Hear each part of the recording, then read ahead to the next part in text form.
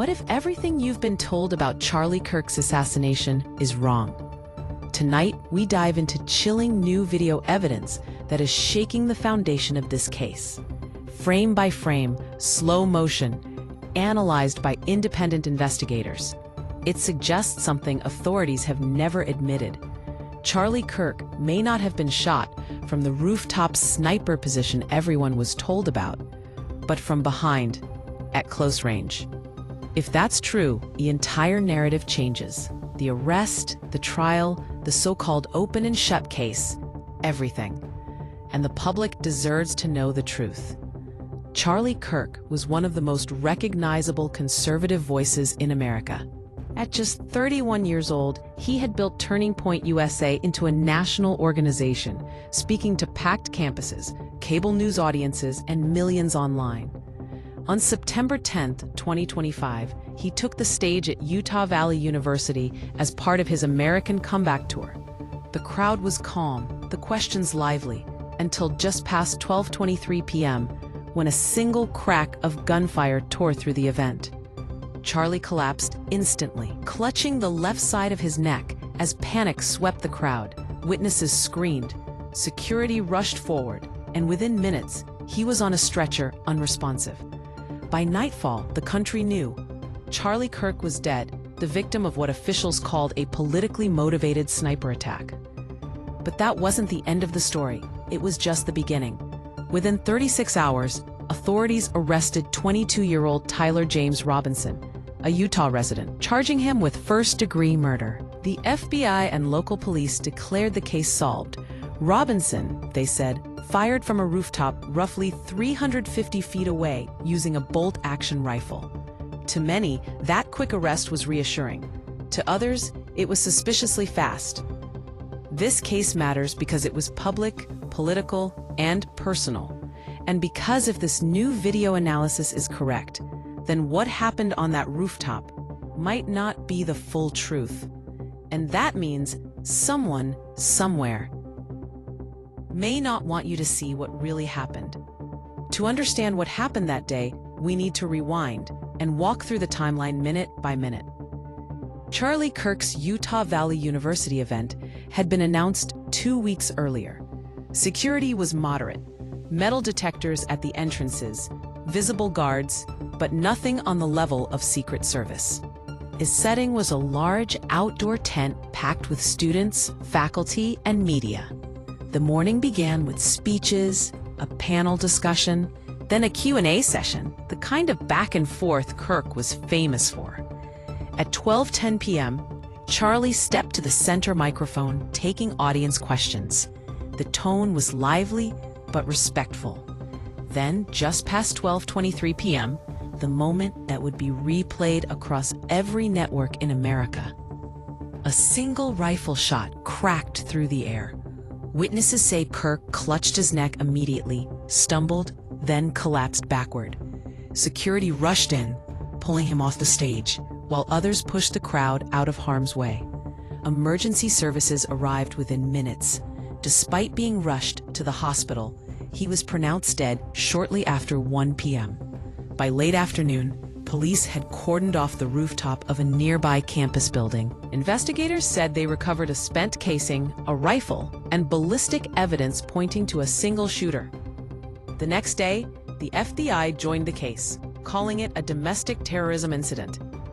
By the second day, they had a suspect in custody, 22-year-old Tyler James Robinson.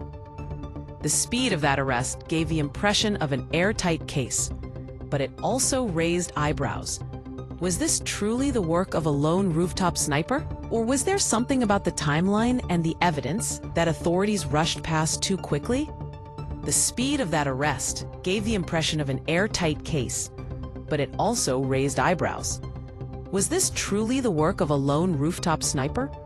Or was there something about the timeline and the evidence that authorities rushed past too quickly? This is where the case starts to get uncomfortable, because the footage, the same footage used by investigators, might not tell the story we've been led to believe. Let's break it down. In this slowed down clip, watch Charlie's shirt. At the exact millisecond the shot rings out, the fabric on his back right shoulder jerks upward. not forward, upward. Next, the blood spray. Frame by frame, there are actually two sprays. The first shoots downward, consistent with blood exiting from an entry wound, not an exit. The second comes milliseconds later, flipping upward, matching the exact moment his head snaps forward. This suggests the first spray was passive, the impact itself, while the second was caused by motion. And then, Kirk's body position. He doesn't jerk backward as you might expect from a shot fired in front of him and above. His neck twists down and to the left, motion that forensic experts say can indicate a shot from behind at a slightly downward angle. Taken together, these frames hint at something chilling, that Charlie Kirk may have been shot from much closer and possibly from behind, not from a rooftop 350 feet away. Of course, video evidence can mislead. Camera shake, frame rate, and perspective can all distort reality. But when multiple independent analysts slow this footage down and point to the same anomalies, it's no longer something we can ignore. And this is just the beginning. Because the people who were actually there, sitting just feet from the stage, claim they heard something very different from what the FBI has told us. If video frames hint at an alternate angle, eyewitnesses make it impossible to ignore. Several audience members have gone on record, and what they say challenges the official narrative. Raiden Desheen, seated just feet from the stage, told investigators, "The shot felt like it came from behind me, not above, not from the rooftop, but behind." Another attendee described hearing what sounded like a firecracker at ground level, then seeing Charlie's hands fly to his neck before he crumpled. And one witness even claimed they saw a shadowy figure moving behind the event tent just seconds before the shot. That claim was never confirmed by security footage, but it has fueled speculation ever since. Not every witness agrees, though. Some reported the sound echoed from above, aligning with the rooftop theory. Others admitted they couldn't tell where it came from, only that it was sudden, sharp, and over in an instant. This is where it gets complicated. Eyewitness memory, under extreme stress, can be unreliable. But when multiple independent people from different vantage points say the same thing, investigators usually take notice. And yet, in this case, those statements were never included in the official press briefings. So which do we trust more? The echoing sound from 350 feet away, or the accounts of people who say they felt the shot from behind? That question brings us to the most important evidence of all, the medical and forensic findings. The autopsy, or what little of it has been made public, adds yet another layer of mystery. According to hospital surgeons, the bullet that killed Charlie Kirk never exited his body. It lodged deep within his neck, stopped by bone. That's unusual. The rifle allegedly used, a bolt-action Mauser, is designed for long-range power. At 350 feet, that round should have passed clean through.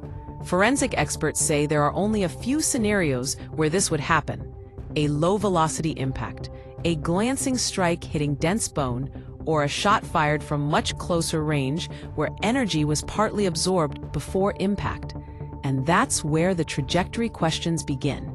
Official reports say the bullet came from above and to the right, but no publicly available diagram has ever been released showing the angle, the entry wound, or the bullet's exact path. Ballistics investigators typically map every detail: height of shooter, position of target, even bullet deflection. None of that has been shown here. And when independent analysts ran their own simulations using the rooftop angle, the line of fire didn't quite match Kirk's final position on stage. Could this be a coincidence? Maybe. But when you combine the lack of exit wound, the odd trajectory silence, and the shirt movement we saw earlier, you start to get a picture that's hard to dismiss. And that picture points not just to a possible second shooter, but to a closer shooter. Someone potentially inside or just outside that tent. This is where we have to pause and remind ourselves.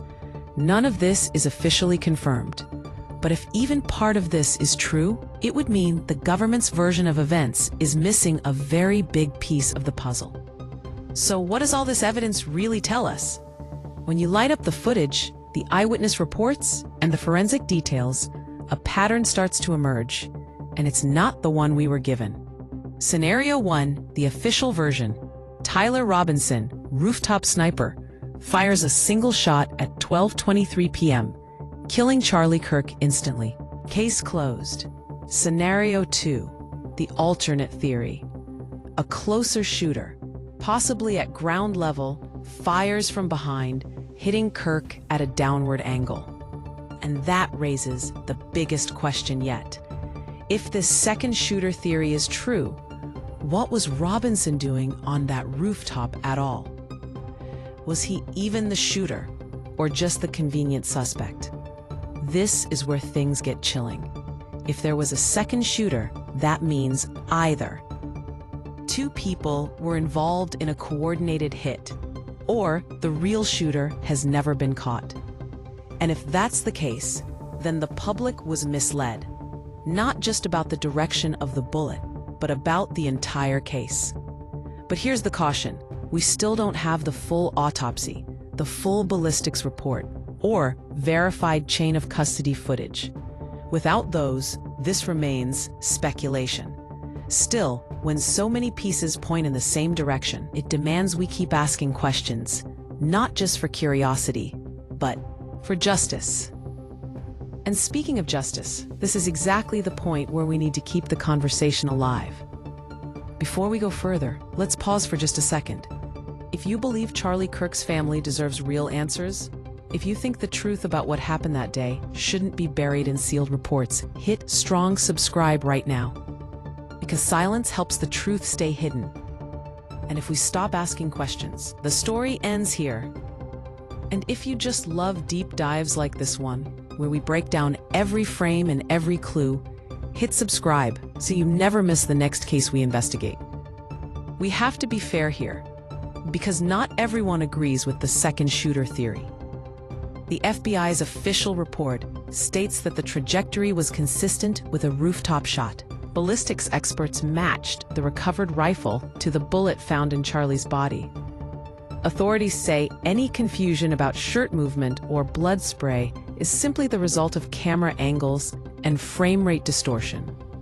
Critics of the second shooter theory point out that eyewitness testimony under stress is notoriously unreliable. Sound can echo off buildings, making a rooftop shot seem closer than it really was. In fact, studies show that in chaotic situations, up to 60% of witnesses misjudge directionality of gunfire. Then there's the bullet itself.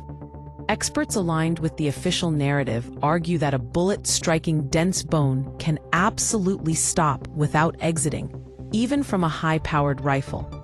And finally, there's the timeline. Investigators say surveillance footage showed Robinson on the roof at the exact time of the shot. They believe his fingerprints on the rifle plus ballistic match make this case as close to airtight as it gets. So, does that mean the second shooter theory is false? Not necessarily. But it does mean we have to weigh speculation carefully. Without a full release of the autopsy diagrams and trajectory reports, this remains an open question. Because if the official version is completely correct, there should be nothing to hide and nothing to fear from full transparency. So where does that leave us? On paper, this case is solved. A single rooftop shooter, a clear ballistic match, a closed investigation. But when you look closer, frame by frame, the questions don't just remain, they multiply. Why has no trajectory diagram been released to the public? Why were eyewitness reports mentioning a ground-level shooter left out of press briefings? And why is the autopsy still partially sealed? Until those answers are made public, the debate over what really happened that day will never end. Maybe Robinson really was the lone shooter. Or maybe we're looking at one of the most carefully contained investigations in recent history. And that's why cases like this matter. Because if the truth can be bent, if official stories can go unquestioned, then any of us can be left in the dark. So here's my challenge to you. Keep this story alive. Share this video. Talk about it. Ask the hard questions, because cases only stay closed as long as we let them. And if you want more deep dive investigations into cases just like this one, hit subscribe, so the next time the official story doesn't add up, you'll be the first to know.